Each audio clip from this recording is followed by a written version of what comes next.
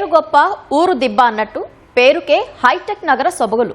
కానీ తెరిచి చూస్తే అన్ని పై మెరుగులే అన్నట్లుంది కుత్బుల్లాపూర్ నియోజకవర్గం పరిధిలోని సూరారం డివిజన్. అక్కడి జనాభాకు అనుగుణంగా రోడ్లు, డ్రైనేజ్ వ్యవస్థ వంటి మౌలిక వస్తువులు లేక ప్రజలు నిత్యం నరకం అనుభవిస్తున్నారు. ఇబ్బందులు తీర్చమని అధికారులకు విన్నపాలు సమర్పిస్తే పన్నులు వసూలు చేస్తున్నారే తప్ప పరిష్కారం చూపట్లేదని స్థానికులు ఆగ్రహం వ్యక్తం చేస్తున్నారు. అది కుత్బుల్లాపూర్ నియోజకవర్గం. చుట్టూ ఎన్నో భవంతులు, ఆకాశాన్ని అంటే అద్దాల మేడలే. ఇదంతా బాగానే ఉంది. మేడిపండు చూడు మేలిమయ్యుండు, పొట్ట విప్పి చూడు పురుగులుండు అన్నట్లు అక్కడ ఎన్నో సమస్యలు కనిపిస్తాయి. ప్రధానంగా సూరారం డివిజన్లో కనీసం మౌలిక వసతులకు కూడా లేని పరిస్థితి. ఎక్కడ చూసినా మట్టి రోడ్లు, గుంతలు పడిన రహదారులే కనిపిస్తాయి. ఇక వర్షాకాలం వచ్చిందంటే చాలు, అడుగు బయట పెట్టాలంటేనే వెన్నులో వణుకు పుట్టేస్తుందని స్థానికులంటున్నారు. రోడ్లు, డ్రైనేజీ వ్యవస్థ లేనందున వర్షం పడినప్పుడల్లా నరకం అనుభవిస్తున్నామని స్థానికులు ఆగ్రహం వ్యక్తం చేస్తున్నారు. డ్రైనేజ్ లేకున్నా మాకు డ్రైనేజ్ ట్యాక్సులు కటింగ్ అవుతున్నాయి. దాన్ని ఏంది అడిగితే మాకు ఫండ్స్ లేవంటారు, శాంక్షన్ అయినాయి అంటారు. మరి తిరిగి మా చెప్పులు ఎరిగినాయని పనులు అవుతారు.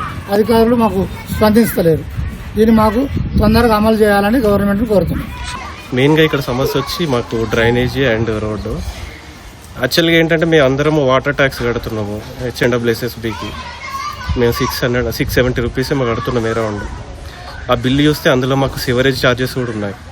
కానీ ఇక్కడ అసలు ఆ సివరేజ్ వర్క్ అలాంటిది ఏం లేదు. సూరారం డివిజన్లో రోడ్లు లేక తీవ్ర ఇబ్బందులు ఎదుర్కొంటున్నామని స్థానికులు ఆవేదన వ్యక్తం చేస్తున్నారు.